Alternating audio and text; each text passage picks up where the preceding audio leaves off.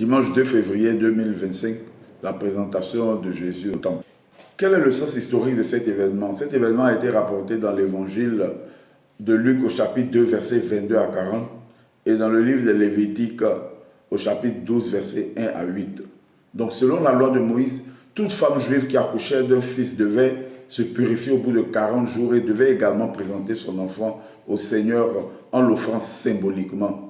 C'est aussi un acte de reconnaissance que tout premier-né appartenait à Dieu. Marie et Joseph, qui observaient la loi et qui étaient très fidèles, ont donc conduit Jésus au temple de Jérusalem pour accomplir ce rituel.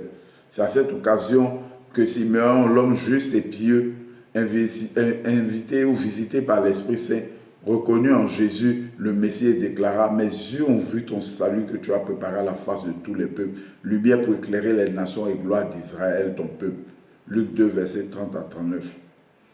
Voyons maintenant le sens spirituel de cet événement. Cet événement a une portée spirituelle très profonde.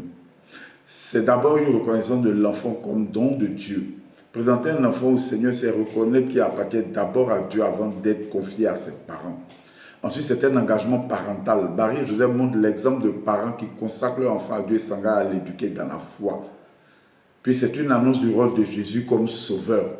En fait, c'est une préfiguration de la mission de Jésus. Cette scène annonce la passion de Christ, notamment quand Simeon dit à Marie: « Et toi, un glaive te transpercera l'âme. » Luc 2, verset 29. Posons-nous alors la question de savoir pourquoi les catholiques présentent-ils leurs enfants à l'église.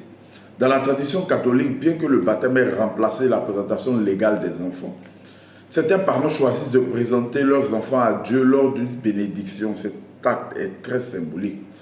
C'est une prière de consécration où l'enfant est confié à Dieu. Cet acte rappelle la responsabilité des parents de l'éduquer dans la foi chrétienne.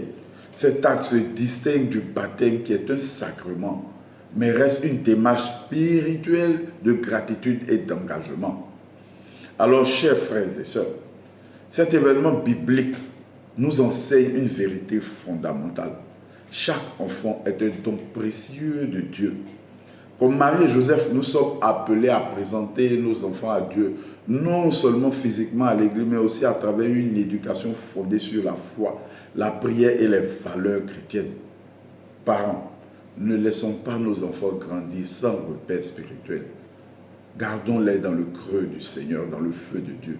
Élevons-les dans la connaissance de la parole. Guidons-les vers le Christ et ils seront une lumière dans ce monde.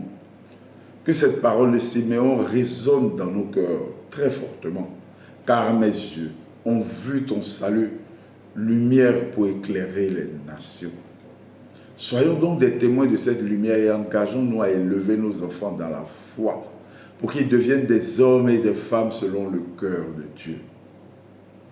Abonne-toi et passe un très bon dimanche. Merci.